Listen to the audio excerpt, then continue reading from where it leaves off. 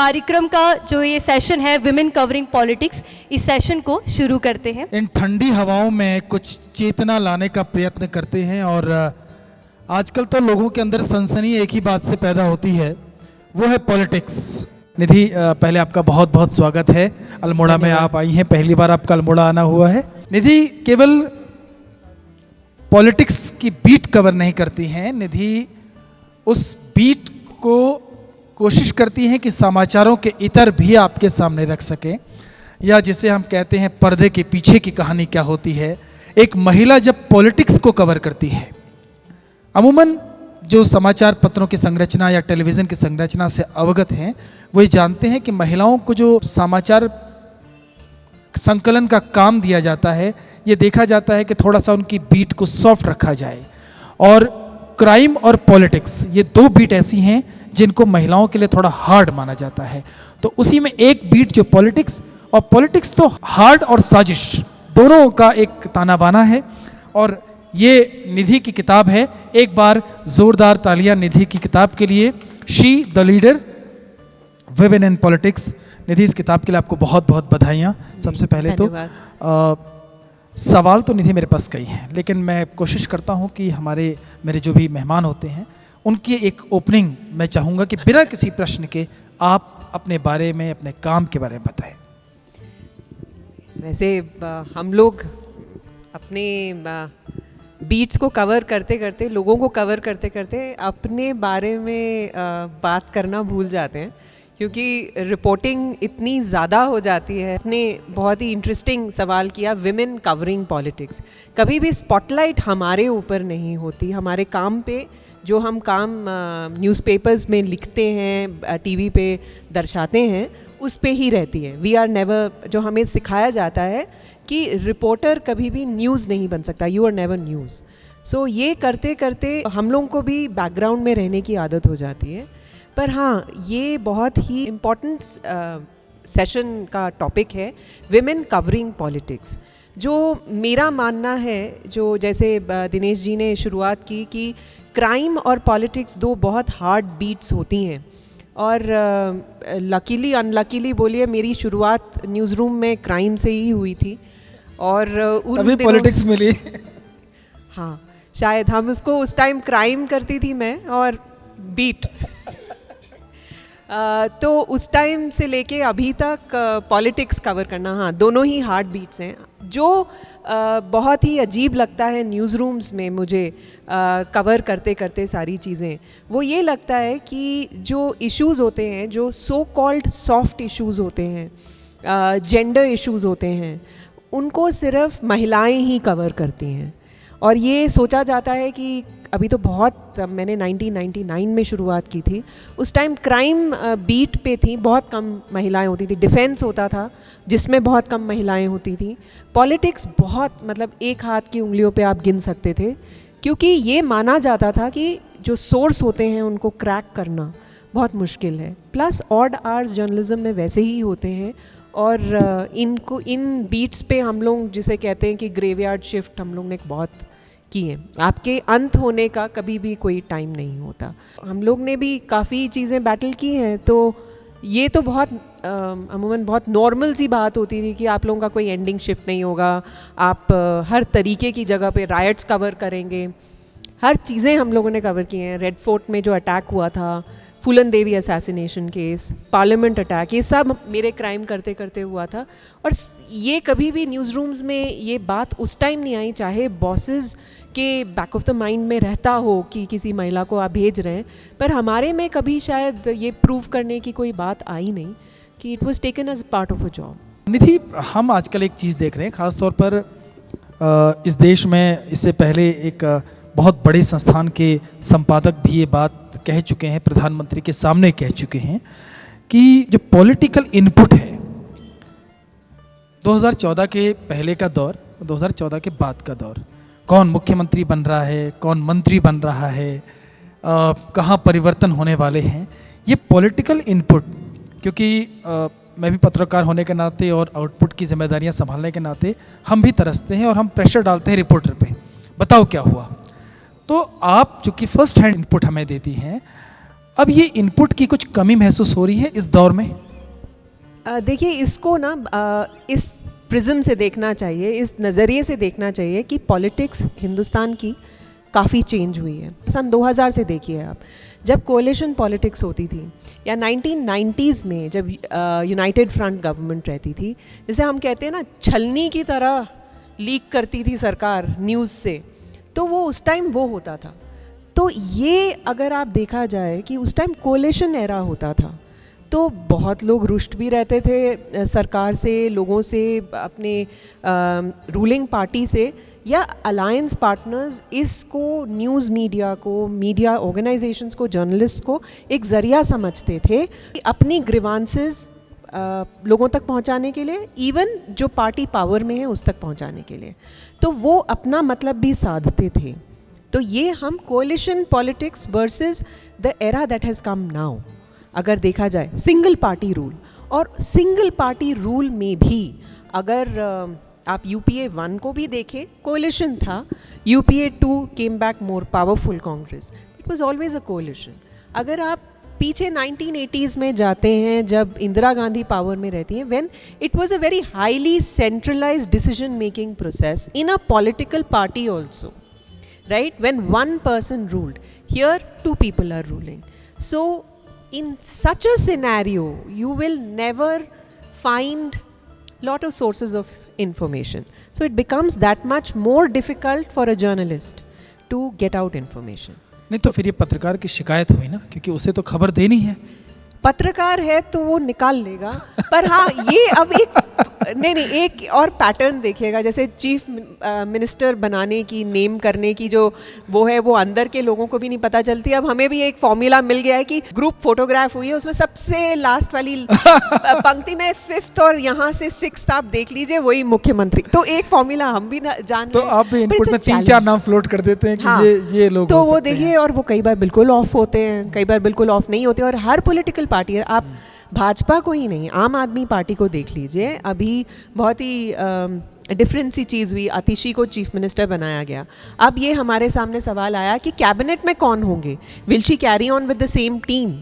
तो भाई हम लोग ने भी दौड़ाए कि देखा जाए, शेड्यूल्ड कास्ट का एक ले लो, OBC का एक ले लो, इसमें से जाओ और देखो कौन कौन से हो सकते हैं, इनका इक्वेशन कैसा है, और कौन कौन से डिफरेंट हम लोग ने भी परमिटेशन कॉम्बिनेशन किया, पर इसमें एक लाइन ज़रूर लिखी कि क्या पता she carry on with the old team. तो वही हुआ, ये हर पार्टी के साथ है। एक सवाल समाज में तो है ही है, और आज के भी कई सत्रों में सवाल आया कि इस देश में 2 लोग हैं, एक जो इधर सोचते हैं, दूसरे जो उधर सोचते हैं। हालांकि आज बार बार कई सत्रों में एडवाइस की गई कि किसी भी चीज़ को ब्लैक एंड वाइट में ना देखें, और आप क्योंकि पॉलिटिक्स कवर कर रही हैं इसलिए सवाल आपसे पूछ रहा हूं, क्या पत्रकारों में राइट लेफ्ट हो गया है? राइट लेफ्ट तो हमेशा ही था ना, हमेशा ही। अगर आप 70 के दशक की पॉलिटिक्स देखिए, या लोगों को जो पॉलिटिक्स कवर करते थे, जब नक्सलबाड़ी का पूरा आंदोलन हुआ, तो एक मीडिया था जिसने कवर किया। हाँ, BBC भी थे जिन्होंने उस टाइम कि इंडिया में क्या हो रहा है, उस टाइम भी किया। 70 के दशक में हुआ, 60s, लेट 60s में हुआ, 80s में हुआ। ये बात दूसरी है कि हम लोगों को जो न्यूज़ रूम्स हैं, हमें ये ज़रूर सिखाया जाता है कि आप न्यूट्रल रहिए, अपना पर्सनल बायस जो है वो आपकी रिपोर्टिंग में नहीं आना चाहिए। तो वो तो हमें सिखाया जाता है, लेकिन आप इंडिविजुअल हैं, लेकिन आप समाज से परे तो नहीं हैं, आप उसी समाज में रहते हैं जिसके बारे में आप रिपोर्ट कर रहे हैं। तो आपकी आइडियोलॉजी तो कुछ ना कुछ तो रहेगी। ये डिवीज़न हमेशा रहा है, क्या आपकी लेखकी में झलकती है या झलकनी चाहिए? मुझे नहीं लगता है कि न्यूज़पेपर रिपोर्टिंग या TV रिपोर्टिंग में झलकनी चाहिए। अब वो कितनी झलकती है वो आपको भी पता है, वो झलकती है, लेकिन कितनी पहले झलकती थी और अब झलकती है, इट्स अ डिबेटेबल पॉइंट। ठीक, मतलब जो होता है, होता रहा है, वो होता आ रहा है, वो होता आ रहा है। अब वो जो आपको डिविजन्स दिख रहे हैं, क्या हम ज़्यादा जागरूक हो गए हैं, और ये ज़्यादा हम क्योंकि सोशल मीडिया है, हम 1 मिनट में 140 कैरेक्टर्स में, 240 कैरेक्टर्स, 280 कैरेक्टर्स में ये दर्शा देते हैं। बिकॉज आप भी देखिएगा, जो मैं लिखती हूँ उसका पहले लेटर टू द एडिटर में आपको वो फीडबैक मिलता था, and now you get it instantly, it is uploaded और उसके 5 मिनट में लोग कुछ भी Reaction अनाप आपके पास शराब नीचे बिना पढ़े लिखना शुरू कर देते हैं। आप पढ़ भी लीजिए, हम बोलते हैं। और कई बार वो ये भी देख लेते हैं कि निधि शर्मा ने लिखा है तो अच्छा चलो सॉफ्ट रहो, कंटेंट भले ही कुछ भी लिखा हो। तो ये पत्रकारिता में रिपोर्टिंग करते करते ये किताब कहाँ से बीच में आ गई? कहीं क्रिएटिव एवेन्यूज़ ढूंढने का ज़रिया है। जब आपको भी लगता है कि आपकी क्रिएटिविटी कहीं फुलफ़िल नहीं हो रही है डेली जॉब में, तो you want to write long form. So उसी चक्कर में आई और ये सब्जेक्ट मेरा बहुत ही क्या है आपकी किताब में? पाठक आपकी किताब को क्यों पढ़े? एग्जैक्टली कि क्या 17 महिला नेता हैं, जो नेत्रियां हैं, उनके बारे में ऐसा क्या लिख दिया जो अखबार में नहीं छपा है। बिल्कुल। तो मुझे लगता है कि हमेशा हम इनको सिर्फ पॉलिटिशियंस के तौर पे देखते हैं। हम ये नहीं देखते हैं कि ये इनकी personal struggles to make it in politics क्या हैं। हम हमेशा इनकी पॉलिटिक्स कवर करते हैं। We never try and get to know the person. तो इसमें जो कोशिश की गई है, it is to even chart out their course and to see what have been their challenges. A majority of them have been interviewed. Obviously शुरुआत इंदिरा गांधी और से हुई है, सुचेता कृपलानी से हुई है। उनको तो इंटरव्यू नहीं कर सकते हैं, ना ही उनकी पॉलिटिक्स को मैंने कवर किया है, लेकिन उनको रिसर्च करके, उनकी पॉलिटिक्स को फॉलो करके उनका पूरा जो है पर्सनल जर्नी भी वो दर्शाने की कोशिश की गई है। इस किताब में कुछ इसको लिखते वक्त इतने लोगों 17 में से आपने 2 को इंटरव्यू नहीं किया, 15 को आपने 15 को आपने इंटरव्यू किया, सुचेता कृपलानी 14 को आपने इंटरव्यू किया। फिर उसमें आपने इस किताब में वो है जो अभी तक सामने नहीं आया, पक्ष नहीं आया। तो क्या पता चला फिर आपको इनके बारे में? इन 15 में एक कॉमन बात बतानी हो तो ऐसा क्या नया निधि ने बताया कि जो हमें नहीं पता था? जी, तो मेरे लिए 2-3 बातें जो थी वो बहुत ही सरप्राइजिंग थी। इसके अंदर जो कॉमन थ्रेड जो मुझे मिला वो ये था, पहला सबसे बड़ा पॉइंट ये था कि ये सब या तो फिर पार्लियामेंटेरियंस हैं या मिनिस्टर्स हैं या चीफ मिनिस्टर्स रह चुकी हैं। सब ने ये कॉमन बात ये कही कि we also face a gender bias and they are in the top most decision making bodies. तो वो सारी जो बायसेस हमें डेली काम करते हुए मिलती हैं, वो सब ने फेस की हैं। जो मेरे लिए थोड़ा अजीब था, जैसे कि कानी मोरी हैं, वो चीफ मिनिस्टर करुणानिधि की डॉटर हैं। She has been about 3 term MP। तो उन्होंने जब मुझे ये कहा कि ये मेरे लिए बहुत अजीब है, जब मैं पार्लियामेंट में भी जाती हूँ, अगर मैं अपना पक्ष रखती हूँ, क्या मैंने पहना है, क्या मैं कैसी दिख रही हूँ, क्या मैं मोटी हूँ, क्या मैं पतली हूँ, ये भी डाइसेक्ट किया जाता है।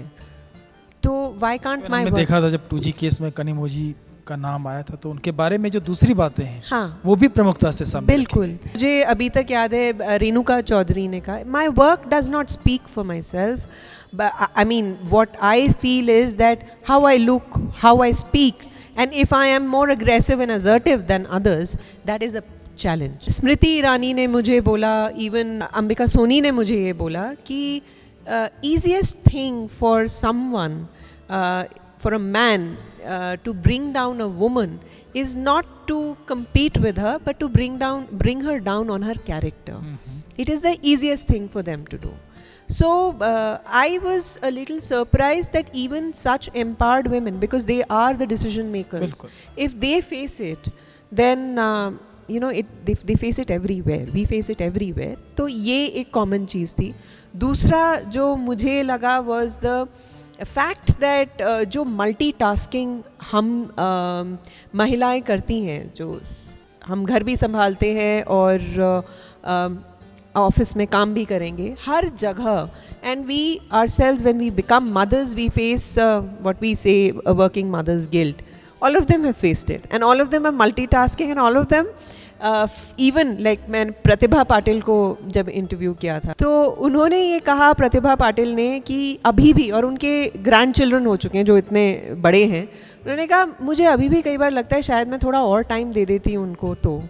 और अभी भी मुझे वो टाइम याद आता है कि जब मैं चुपके से रैली में जाती थी और मेरे बच्चे छोटे थे। सरप्राइजिंग ये था, सब खुल के इन्होंने बात की, खुल के इन सब चीज़ों के बारे में पर्सनल जो ग्लिम्पसेस उन्होंने, they opened themselves, they opened their homes, they opened their personal you know, even papers they showed me, this is what happened with me, then I wrote. Plus काफ़ी जगह जो मुझे लगा, क्योंकि उस टाइम मैं एक्टिव जर्नलिज्म में हूँ तब से, जब से मतलब 1999 से हूँ, तो मुझे जो लगा कि हम लोग कई बार एक बहुत यूनिडायमेंशनल तरीके से खबर को कवर करते हैं।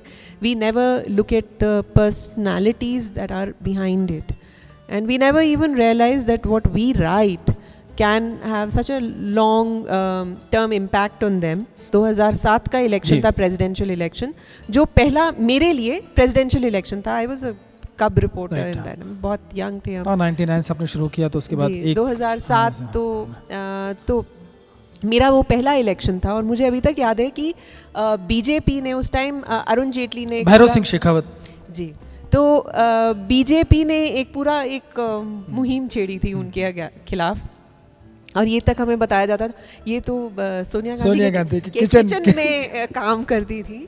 तो and as a cub reporter now when I see, I think I bought into it that she was just a sycophant who got the job. तो जब मैंने उनसे बात की, ये सारी रिसर्च और जो ये सब इंटरव्यूज़ हुए थे, ये कोरोना के बिल्कुल बाद ही हुए थे। Okay. For her to agree to it, to an interview was a very big thing, because even the secretary was very surprised कि मैम तो इतने सालों से मैम ने किसी से बात नहीं की है। तो जब मैं वहाँ पहुँची तो उन्होंने मुझे कहा कि आपका जो 7वां सवाल था ना, उसको मुझे लेके लगा कि मुझे बात करनी चाहिए इनसे। तो मुझे ये भी नहीं याद था कि मैंने 7वां, मेरे ईमेल में कौन सा 7वां सवाल था।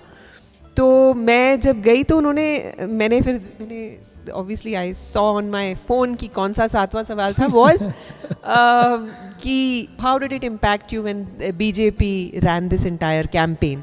तो she said I almost backed out.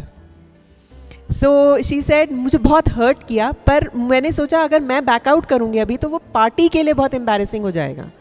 और फिर उन्होंने जब मुझे पूरा अपना जर्नी बताया, तो she has seen politics from the time, मतलब वॉर के टाइम से, तब महिलाएं, मतलब महिला होके भी वो जब जाती थी तो शी यूज्ड टू से कि मैं जब जाती थी तो मेरे साथ मेरा भाई, दोनों में से एक भाई ज़रूर रहता था मेरे साथ जब मुझे असेंबली का सेशन कवर मतलब अटेंड करने जाना होता था।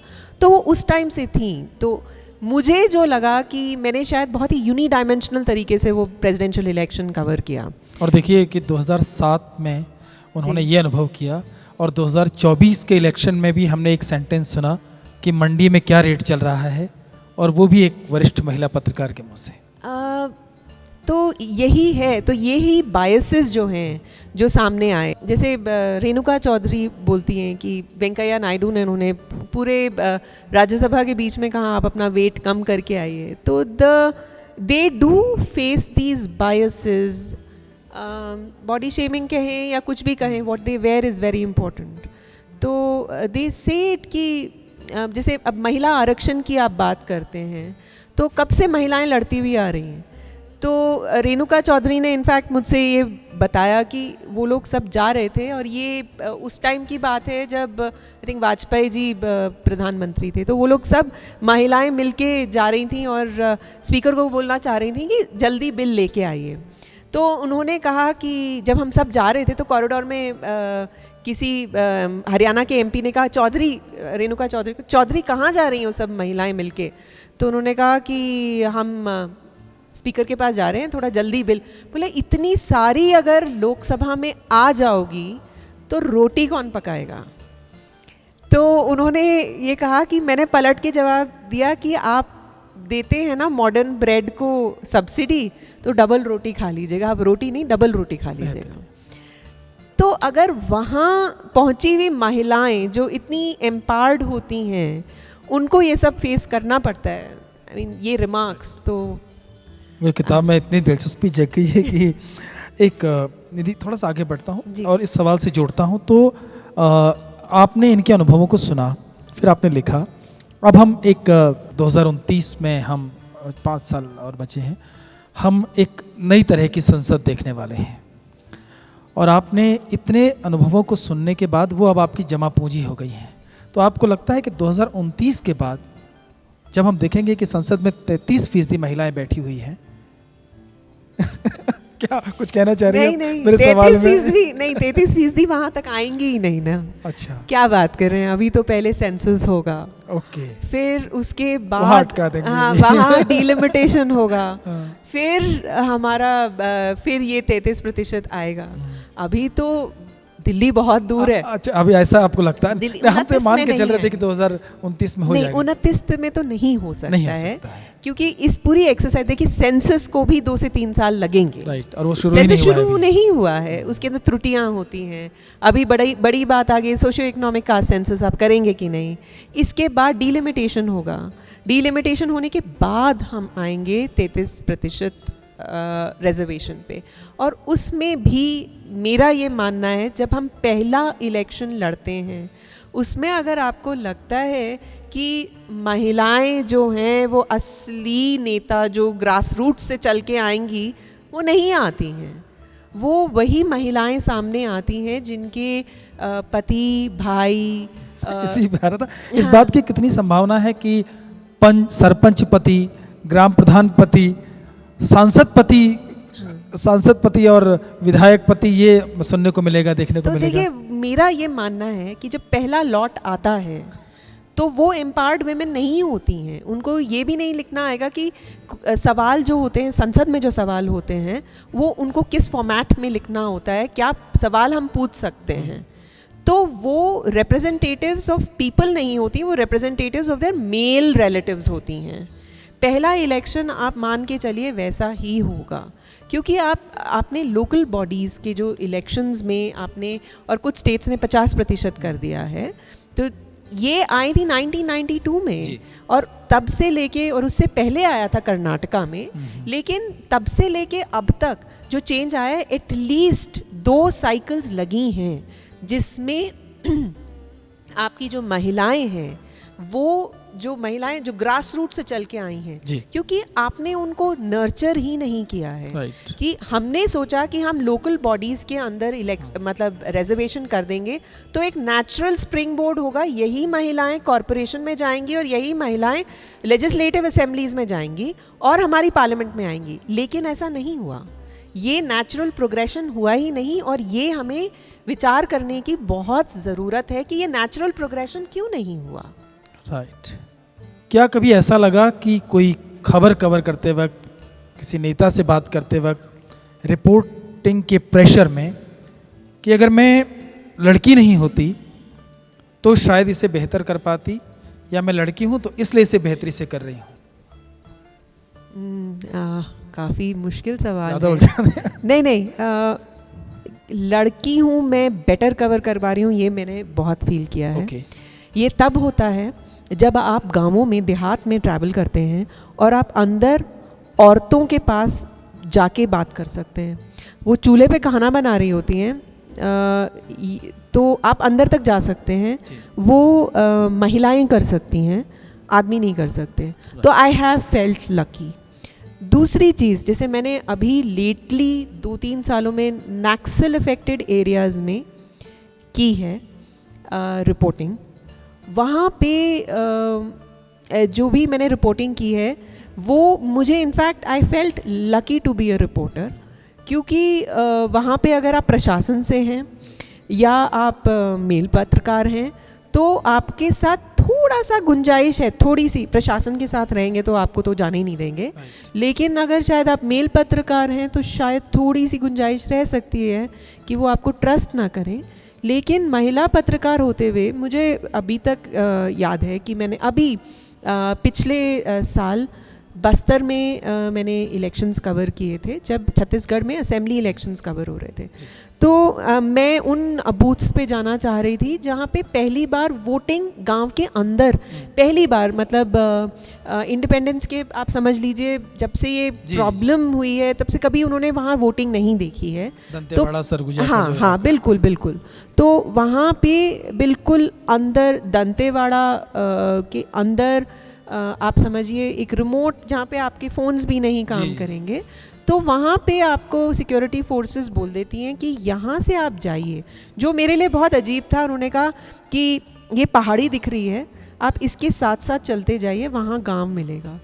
तो जब आपकी दिल्ली की आदत होती है तो आप बोले मैं रास्ता तो नहीं, बोले नहीं मैम पगडंडी तो एक ही है, एक तरफ पहाड़ है दूसरी तरफ नाला है पानी का, तो आप रास्ता कैसे खोएंगी। लेकिन अगर हम आपके साथ जाएंगे तो वो सेफ्टी इशू है। फिर आप चलते जाइए। फिर मैंने कहा कितना चलना है, बोले 2 किलोमीटर चलेंगे आपके पास पहला गांव आएगा, फिर आगे 2 किलोमीटर चलेंगे तो आपके पास बूथ आ जाएगा। और फिर आप अपने फ़ोन पे देखते हैं कि आपने 2 किलोमीटर चल लिया, फिर आपने 2 किलोमीटर और चला और फिर आपके पास एक स्कूल आया जो लॉक्ड है, जो शायद सिर्फ पोलिंग बूथ के लिए ही खुलेगा। तो ये जो एक्सपीरियंसेस हैं वो दैट आई हैव फेल्ट कि हाँ अगर महिला पत्रकार हैं आप शायद ज़्यादा सिक्योर एंड सेफ हैं। चलिए, एक आप में से कोई भी निधि से कुछ प्रश्न करना चाहते हो, और जब तक आप तैयार करते हैं अपने सवाल, निधि ऐसी कोई बात जो मैं ना पूछ पाया हूँ आप बताना चाहती हूँ तो प्लीज़ यही टाइम है। नहीं, आपने मोस्टली तो सभी कुछ पे टच कर ही दिया, पर वही है कि ऐसे तो मतलब हम लोगों की तो कॉन्वर्सेशंस चलती ही रहती हैं जो हमारे पर्सनल एक्सपीरियंसेस होते हैं। इन दिनों एक बात आम हो रही है, गोदी मीडिया। जी जी। तो क्या गोदी मीडिया का जो इफ़ेक्ट है, आप जब कवर करती हैं तो क्या आपने कभी ऐसा महसूस किया? बिल्कुल बिल्कुल। और जो सबसे इजी चीज़ होती है कि सब सोचते हैं कि आप भी बायस्ड हैं और आप चाहे वो कुछ भी बोल लें, चाहे वो अपना पक्ष रख ले, तो हम तो सब गोदी मीडिया हैं, तो हम उनका पक्ष जो है वो ऑनेस्टली सामने नहीं रखेंगे।